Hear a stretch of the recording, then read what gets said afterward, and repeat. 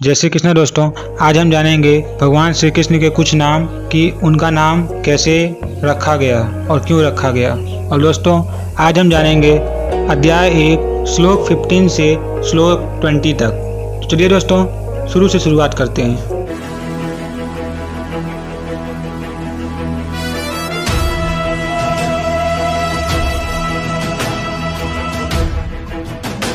अध्याय 1 श्लोक 15 पनंजन्यम ऋषिकेशो देवदत्तम धनंजय पौंड्रम दद्मो महाशंखम भीमकर्मा वृकोदरा। भगवान कृष्ण ने अपना पनंजय शंख बजाया। अर्जुन ने देवदत्त शंख तथा अति भोजी एवं अति मानवीय कार्य करने वाले भीम ने पौंड्रक नामक भयंकर शंख बजाया। और अब इस वाक्य का तात्पर्य।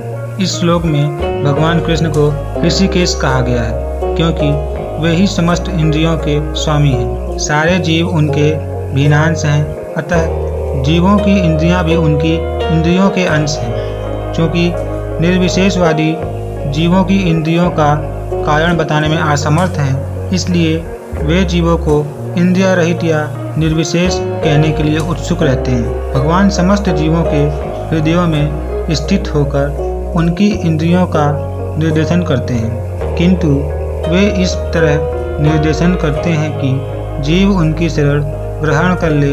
और विशुद्ध भक्त की इंद्रियों का तो वे प्रत्यक्ष निर्देशन करते हैं। यहाँ कुरुक्षेत्र की युद्ध भूमि में भगवान कृष्ण अर्जुन की दिव्य इंद्रियों का निर्देशन करते हैं, इसलिए उनको ऋषिकेश कहा गया है। भगवान के विविध कार्यों के अनुसार उनके भिन्न भिन्न नाम हैं। उदाहरणार्थ इनका एक नाम मधुसूदन है क्योंकि उन्होंने मधु नाम के असुर को मारा था। वे गांवों तथा इंद्रियों को आनंद देने के कारण गोविंद कहलाते हैं। वसुदेव के पुत्र होने के कारण इनका नाम वसुदेव है। देवकी को माता रूप में स्वीकार करने के कारण इनका नाम देवकी नंदन है। वृंदावन में यशोदा के साथ बाल लीलाएं करने के कारण ये यशोदानंदन है। अपने मित्र अर्जुन का सारथी बनने के कारण पार्थ सारथी हैं। इसी प्रकार उनका एक नाम ऋषिकेश है क्योंकि उन्होंने कुरुक्षेत्र के युद्ध स्थल में अर्जुन का निर्देशन किया। इस श्लोक में अर्जुन को धनंजय कहा गया है क्योंकि जब इनके बड़े भाई को विभिन्न यज्ञ संपन्न करने के लिए धन की आवश्यकता हुई थी तो उसे प्राप्त करने में इन्होंने सहायता की थी।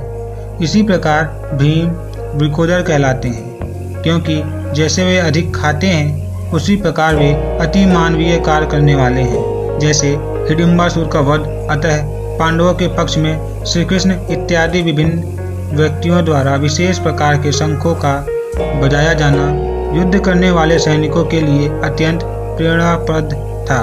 विपक्ष में ऐसा कुछ न था। न तो परम निदेशक भगवान श्री कृष्ण थे, न ही भाग्य की देवी श्री थी, अतः युद्ध में उनकी पराजय पूर्व निश्चित थी। शंखों की ध्वनि मानो यही संदेश दे रही थी। अध्याय 1 श्लोक 16, 17, 18 साथ में। अनंत विजयम राजा कुंती पुत्रो युधिष्ठिरा नकुला सहदेवश्च सुधोषमणि पुष्पको काश्यक्ष परमेश्वासा शिखंडी च महारथ धृष्टधूम्रो विराटश्च सात्यकिश्च पराजिता द्रुपदो द्रौपद्याश्च सर्वसा पृथिवीप्ते सौभद्रश्च महाबाहु शंख दद्मु पृथक पृथक। हे राजन, कुंती पुत्र राजा युधिष्ठिर ने अपना अनंत विजय नामक शंख बजाया तथा नकुल और सहदेव ने सुधोष एवं मणि पुष्पक शंख बजाए। महान धनुर्धर काशीराज परम योद्धा शिखंडी धृष्टद्युम्न विराट अजय सात्विक द्रुपद द्रौपदी के पुत्र तथा सुभद्रा के महाबाहु पुत्र आदि सबों ने अपने अपने शंख बजाए। तात्पर्य। संजय ने राजा धृतराष्ट्र को अत्यंत चतुराई से यह बताया कि पांडु के पुत्रों को धोखा देने तथा राज्य सिंहासन पर अपने पुत्रों को आसीन कराने की यह अविवेकपूर्ण नीति श्लाघनीय नहीं थी। लक्षणों से पहले से ही यह सूचित हो रहा था कि इस महायुद्ध में सारा कुरुवंश मारा जाएगा। भीष्म पितामह से लेकर अभिमन्यु तथा अन्य पौत्रों तक विश्व के अनेक देशों के राजाओं समेत उपस्थित सारे के सारे लोगों का विनाश निश्चित था। यह सारी दुर्घटना राजा धृतराष्ट्र के कारण होने जा रही थी। उसने अपने पुत्रों की कुनीति को प्रोत्साहन दिया था। अध्याय 1 श्लोक 19 साधोषो धार्तराष्ट्राणां हृदयानि व्यादारयत् नमश्च पृथ्वी च तुमुलोट अभ्यनुनाद्यान्। इन विभिन्न शंखों की ध्वनि कोलाहल पूर्ण बन गई, जो आकाश तथा पृथ्वी को शब्दायमान करती हुई धृतराष्ट्र के पुत्रों के हृदयों को विदीर्ण करने लगी।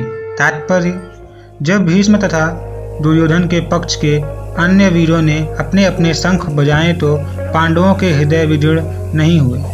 ऐसी घटनाओं का वर्णन नहीं मिलता, किंतु इस विशिष्ट श्लोक में कहा गया है कि पांडव पक्ष के शंखनाद से धृतराष्ट्र के पुत्रों के हृदय विदीर्ण हो गए। इसका कारण स्वयं पांडव और भगवान कृष्ण में उनका विश्वास है। परमेश्वर के शरण ग्रहण करने वाले को किसी प्रकार का भय नहीं रह जाता, चाहे वह कितनी ही विपत्ति में क्यों ना हो। अध्याय 1 श्लोक 20 अथ व्यवस्थितान् दृष्टा धार्तराष्ट्रान् कपिध्वजा प्रवृत्ते शास्त्र संपाते धनुरुद्मय पांडवा ऋषिकेशं तदा वाक्यमिद्मा महीपते।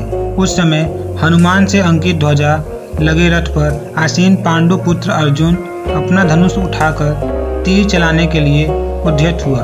हे राजन, धृतराष्ट्र के पुत्रों को व्यूह में खड़ा देखकर अर्जुन ने श्री कृष्ण से ये वचन कहे।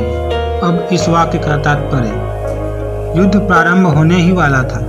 उपयुक्त कथन से ज्ञात होता है कि पांडवों की सेना की अप्रत्याशित व्यवस्था से धृतराष्ट्र के पुत्र बहुत कुछ निरुत्साहित थे, क्योंकि युद्ध भूमि में पांडवों का निर्देशन भगवान कृष्ण के आदेशानुसार हो रहा था। अर्जुन की ध्वजा पर हनुमान का चिन्ह भी विजय का सूचक है, क्योंकि हनुमान ने राम तथा रावण युद्ध में राम की सहायता की थी, जिससे राम विजयी हुए थे। इस समय अर्जुन की सहायता के लिए उनके रथ पर राम तथा हनुमान दोनों उपस्थित थे। भगवान कृष्ण साक्षात राम हैं और जहाँ भी राम रहते हैं वहाँ उनका नित्य सेवक हनुमान होता है तथा उनकी नित्य संगिनी वैभव की देवी सीता उपस्थित रहती हैं। अतः अर्जुन के लिए किसी भी शत्रु से भय का कोई कारण नहीं था। इससे भी अधिक इंद्रियों के स्वामी भगवान कृष्ण निर्देश देने के लिए साक्षात उपस्थित थे। इस प्रकार अर्जुन को युद्ध करने के मामले में सारा सत्परामर्श प्राप्त था।